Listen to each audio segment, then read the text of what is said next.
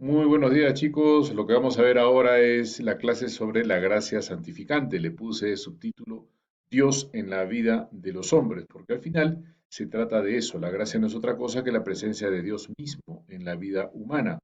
Y esta vida humana se plantea de la siguiente manera, como un don sobrenatural, interior y permanente que Dios nos otorga por mediación de Jesucristo para nuestra salvación.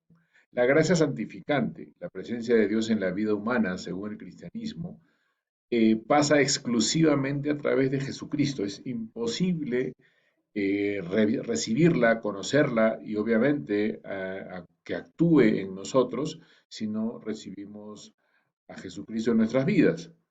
Yo sé que esto a muchos les puede sonar como una especie de, no sé, de magia o de sueño. De hecho, el ateísmo critica así al cristianismo.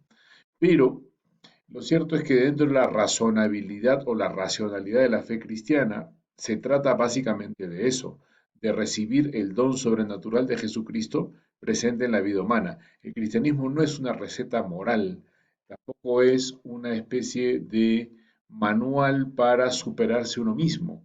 Es más bien la voluntad de recibir el regalo que Dios mismo es. Por eso es que decimos que solo Dios da la gracia santificante por los méritos de Jesucristo. Y esos méritos de Jesucristo se convierten en una auténtica vida sobrenatural. Es decir, cuando hablamos de la gracia actuando en nosotros, no estamos hablando de una idea nuestra, de un estado emocional, de una especie de convicción interna que nos lleva a creer en nosotros mismos, sino una vida sobrenatural que crece naturalmente, es una paradoja, en su propia naturaleza, que es divina, en nosotros. No nos es natural, nos es añadido, pero eleva nuestra naturaleza, no la suprime ni la daña, ¿no? Esta vida sobrenatural no tiene fin y es más perfecta y al final la única que importa, porque nos produce santidad y justicia. Estas dos palabras, santidad y justicia, son prácticamente sinónimos. La santidad es el poder ser como Dios, no Dios, pero sí como Dios en la medida de nuestra semejanza. Nos justifica. ¿Qué cosa quiere decir estar justificado ante Dios?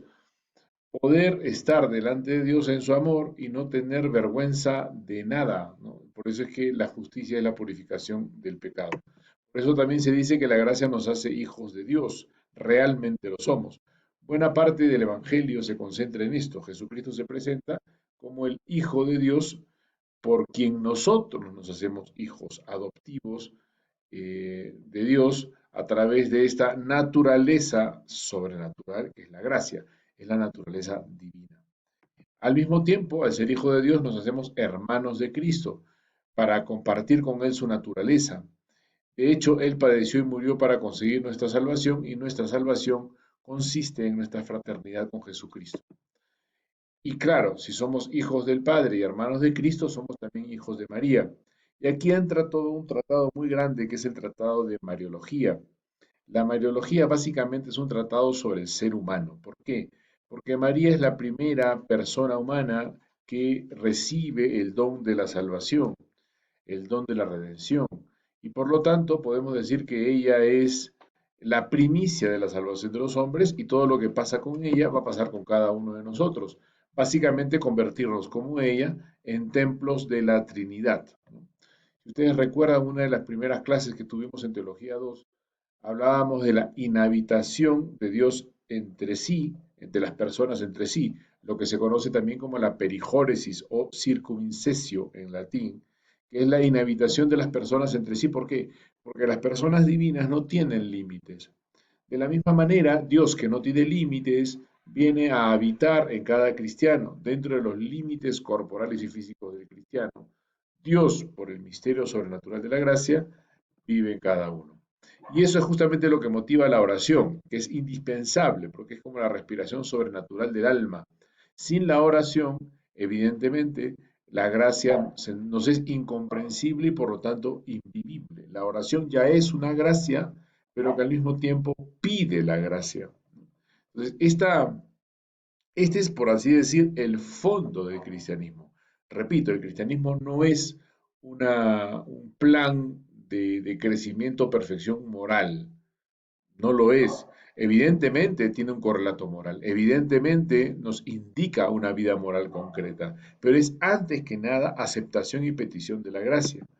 Y eso nos lleva a la gracia de todas las gracias, que es la Eucaristía.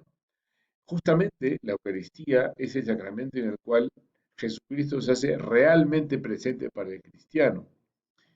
Yo como cristiano soy muy consciente de que para la persona que no cree esto es una especie de fábula, fantasía o tradición extraña, pero es así. O sea, es decir, lo que viene a enseñar Jesucristo es que Él se queda con nosotros hasta el fin de los tiempos y su principal presencia, ese principal quedarse con nosotros, es decir, darnos su vida sobrenatural, que es la gracia santificante, se produce especialmente por la Eucaristía.